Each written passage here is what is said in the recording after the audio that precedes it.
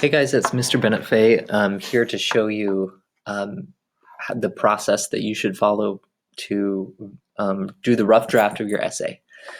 So here I am in a language arts class, going to the Classworks tab. Here's how you find your essay document. This is the thing that you're going to actually turn in. Go to week 6, lesson 1 and 2. There's a lot of documents in here. This is the lesson plan.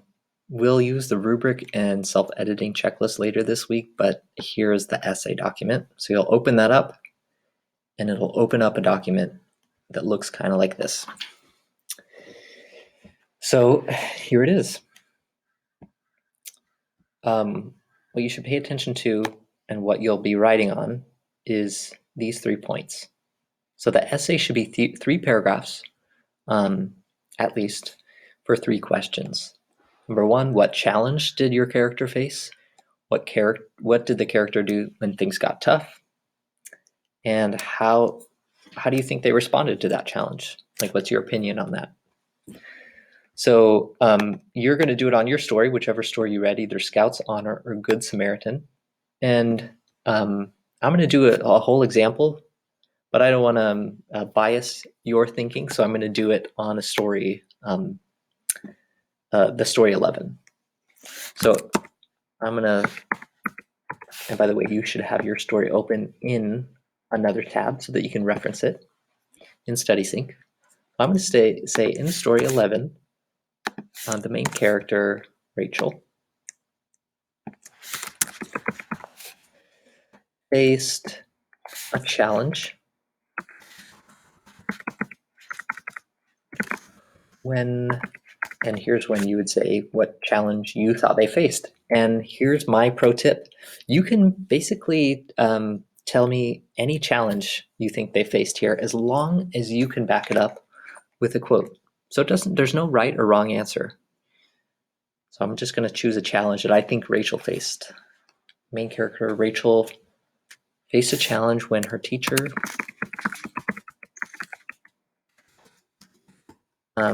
accused her of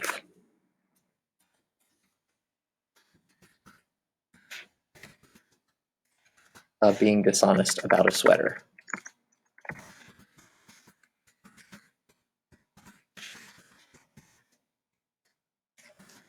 A red sweater.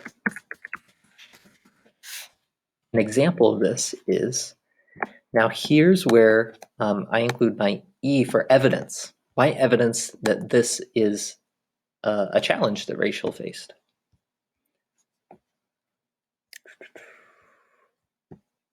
Let's see.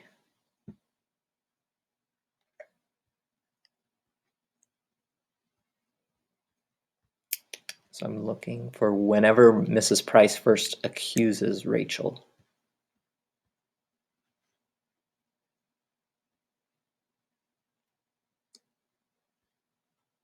Oh, here we go. Mrs. Price believes her. Mrs. Price takes the sweater and puts it right on my desk.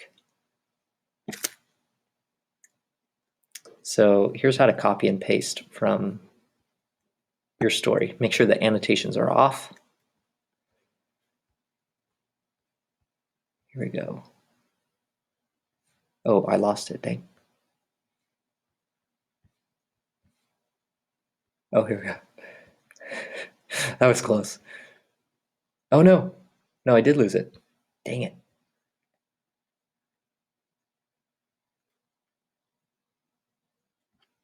Here we go. Mrs. Price believes her. Mrs. Price takes a sweater and puts it right on my desk. Or, you know what, actually, I think I'm going to change my mind. Of course it's yours, Mrs. Price says. I remember you wearing it once. Let's go with that. I'm going to copy and paste here. Sometimes the punctuation does weird things, so make sure you look at what it does.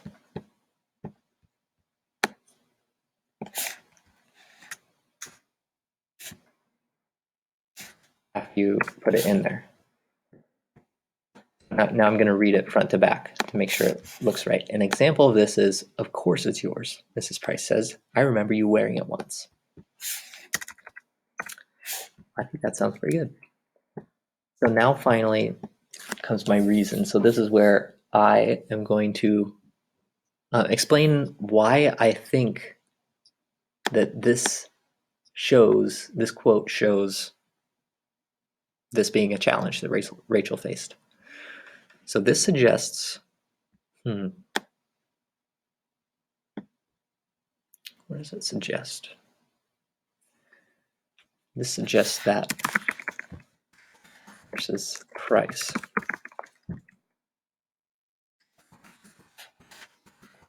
Leave Rachel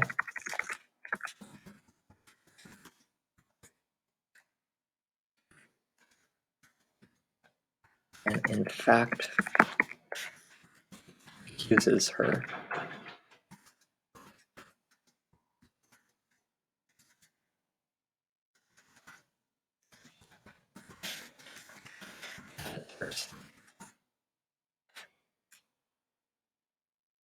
Okay, so that's my claim, evidence, and reasoning. Number 2, what did the characters do when things got tough?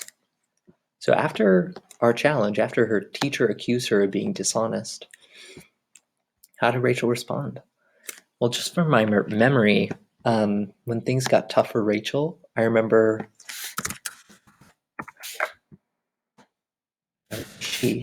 when things got tough for Rachel, she kind of shut down. She shut down and started crying.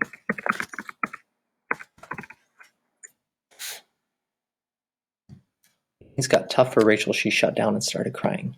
Oh, I know. It was just heartbreaking when that happened.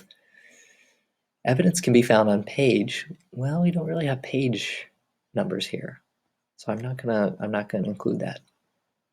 Evidence can be found when, let's find it in the story. We want to find where in the story Rachel responds like this.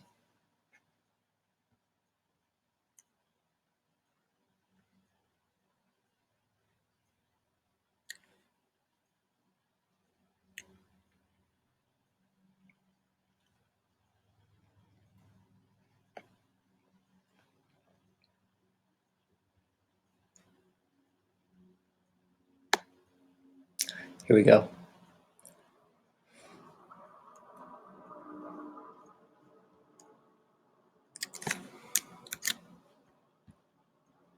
All right, so I spent a minute finding that, and here's what it's going to look like. It's going to be big. And I don't know why StudySync does that, but it puts this extra stuff in there. We don't want it.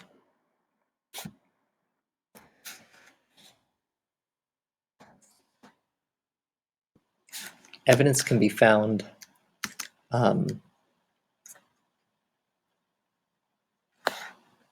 let's see, halfway through the story.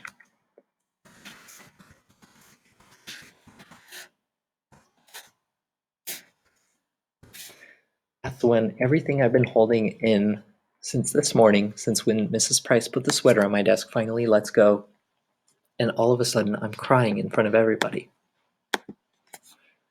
So in short, see, here's an example when sentence frames are useful, but sometimes they don't make sense. In short, they succeeded. That doesn't make sense here. In short, I gotta remember the function of this last part, the reason, means I'm gonna explain why my evidence supports my claim. So in this context, it means, why does this quote show that Rachel responds this way? In short,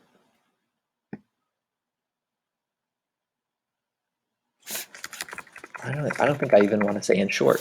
I'm just going to say this quote,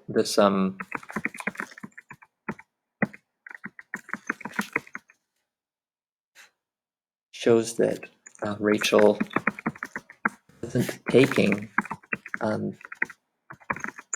And this is Bryce's interrogation very well. Interrogation well. Interrogation means like grilling. Wasn't taking Mrs. Price's interrogation well, and finally and broke down under the pressure.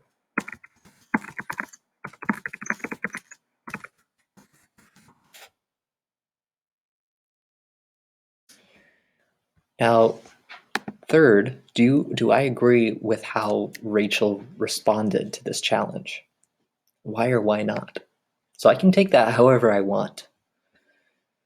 So this starts by saying, when thinking about how the character handled their challenge, I believe, let's see, do I agree with how Rachel responded? Let's see.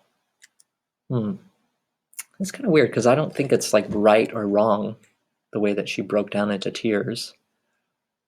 But I kind of feel like I'm on her side.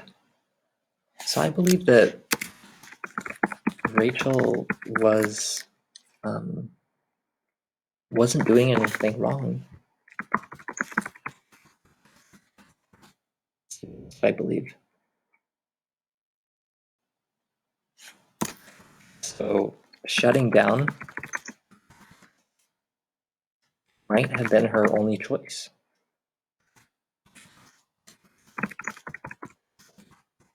Now, I know that you guys have read 11 and you might have a different opinion, which is absolutely fine.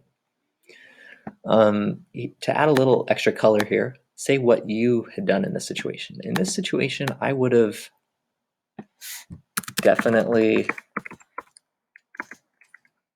shut down, but maybe not to the point of tears like Rachel.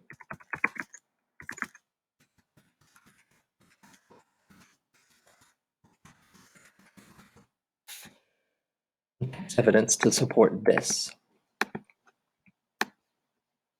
So now I have to think about what this is talking about. Some text evidence to support my claim that Rachel wasn't doing anything wrong. Okay. Where does it kind of suggest that Rachel isn't doing anything wrong?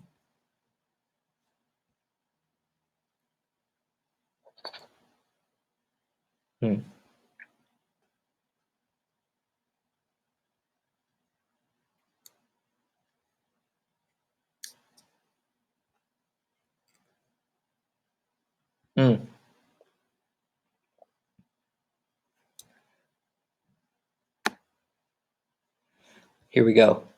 So I'm going to choose the part where it turns out that the sweater is somebody else's, which kind of proves that the character wasn't doing anything wrong.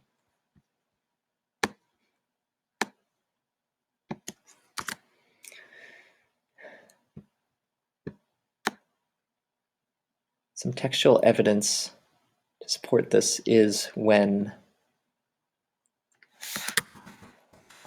Phyllis Lopez, who's even dumber than Sylvia Salvador, says she remembers the red sweater is hers.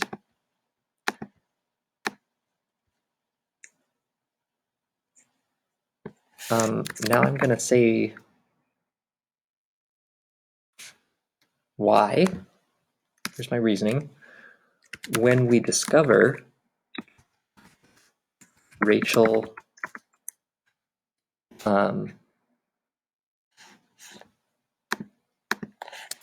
when we discover the sweater doesn't belong to Rachel,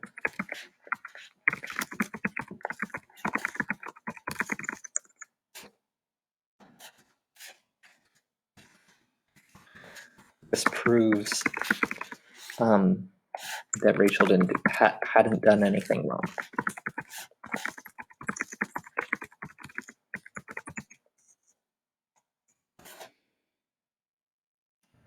Now, finally, I'm going to say how I believe, kind of sum up again what I claimed in the first place. What I believe about how the protagonist handled their situation. So with Rachel, I felt so bad for her. I believe, when I think about it, that Rachel handled her situation the best way she could. I would have or have not done it the same way. Now the sentence frame wants me to say, like, again, I would have acted the same way, or I wouldn't have. So I'm not really sure if I can say either way for sure, but I could maybe say that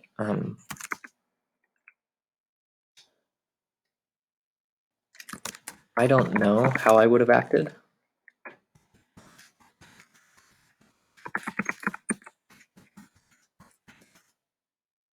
But I don't blame Rachel at all for breaking down, losing it, breaking down. So in the end, it says, I believe the protagonist handled their situation the best way she could. Her. See, when you read it out loud, you kind of can pick out some mistakes. So that is it for the rough draft. Just finish 1, 2, and 3. And after you're done, read it through out loud. Try to pick up on any mistakes. Okay, that is the rough draft. That took for me